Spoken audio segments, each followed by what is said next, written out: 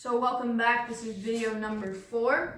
A researcher is interested in determining whether or not review sessions affect exam performance. The independent variable, a review session, is administered to a sample of students, n equals 9, in an attempt to determine if this has an effect on the dependent variable, exam performance. Based on information gathered in previous semesters, I know that the population mean for a given exam is 24. The sample mean is 25 with a standard deviation S of 4.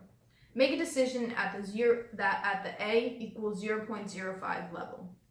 So again, we're going to look at the table for hypothesis testing. So the first question is, what are you given? Are you given a sample mean, list of numbers, or proportion? So we are given a sample mean. It says sample mean is 25. So yes, we are given a sample mean. So are you given a population standard deviation? And this is where it does get a little bit tricky with this question because it can be kind of hard to interpret this. So if we look in the last sentence, it says the sample mean is 25 with a standard deviation S of 4. Now, since it's in the same sentence and it's talking about the sample mean here, the standard deviation is also for a sample. So no, we are not given a population standard deviation. So here we're going down to no, and we will be doing a t-test. So this is slightly different, but not all that different. So we're going to do the same thing on our calculator. We're going to go to menu, 6 for statistics, 7 for stat test, and we're going to go down to 2, which is t-test. And then our input method is also going to be stats.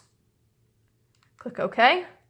And so it's essentially, it's very close to the other problems. So what is the mean that's being fought against? So the population mean for a given exam is 24, so that's what we're going to put in here.